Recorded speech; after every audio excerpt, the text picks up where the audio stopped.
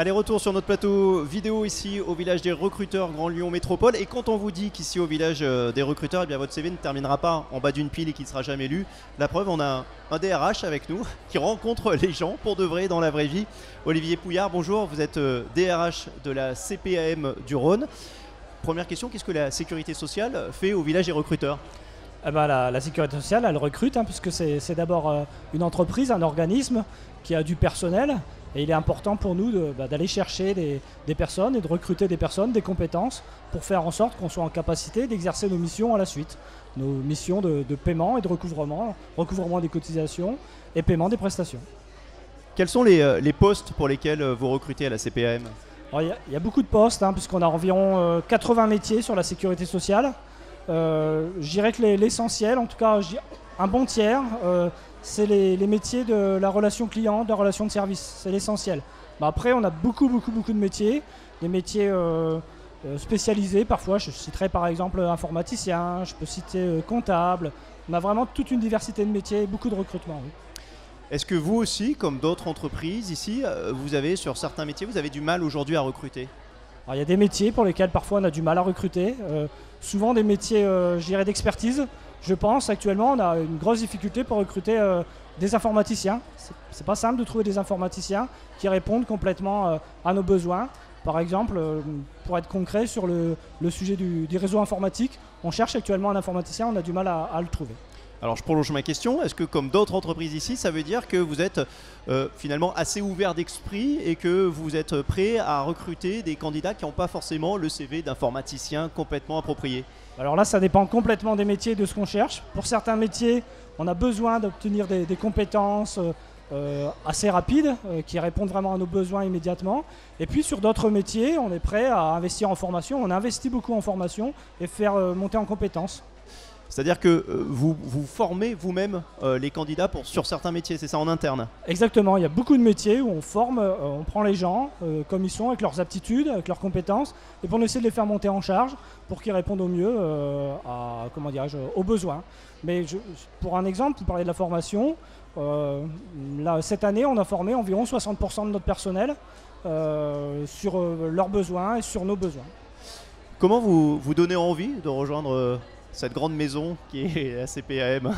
Donner envie, on essaie d'abord de les attirer, je dirais, par qui on est, par nos valeurs, la responsabilité, solidarité, tous ces métiers, de montrer aussi que la sécurité sociale, c'est des entreprises innovantes. On essaie d'avancer, d'être au service de nos publics. Et puis aussi par rapport aux métiers directement, je le disais, on a 80 métiers, on est nombreux, on a 145 000 salariés avec des possibilités également d'évolution dans nos organisations.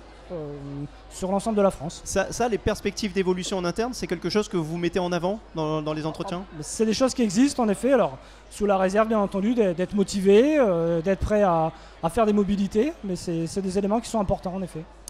Alors vous recrutez ici en binôme, si je peux dire, avec Sylvie Tufremus, donc directrice de la relation client chez CARSAT. Alors juste expliquez-nous, débroussaillez un petit peu le terrain. CARSAT par rapport à la CPAM, c'est la Sécu, on va dire, ça fait partie de la Sécu ? Tout à fait. La CARSAT, en fait, c'est la Caisse d'assurance retraite et de santé au travail. En fait, on pourrait dire que c'est une entreprise qui a trois cœurs de métier. La retraite, donc la préparation et le passage à la retraite, la prévention des risques professionnels auprès des entreprises et de leurs salariés, et puis l'accompagnement des personnes qui sont en difficulté de santé, l'accompagnement social, la prévention de la désinsertion professionnelle notamment. Donc en fait, on a des métiers qui sont très variés. Comme le disait Olivier, on a quand même dans la sécurité sociale plus de 80 métiers. Nous avons des métiers à la fois qui sont assez grand public, c'est-à-dire tout ce qui est gestionnaire de dossiers, les personnes qui sont les gestionnaires de dossiers retraite et qui accueillent les assurés pour préparer le passage à la retraite.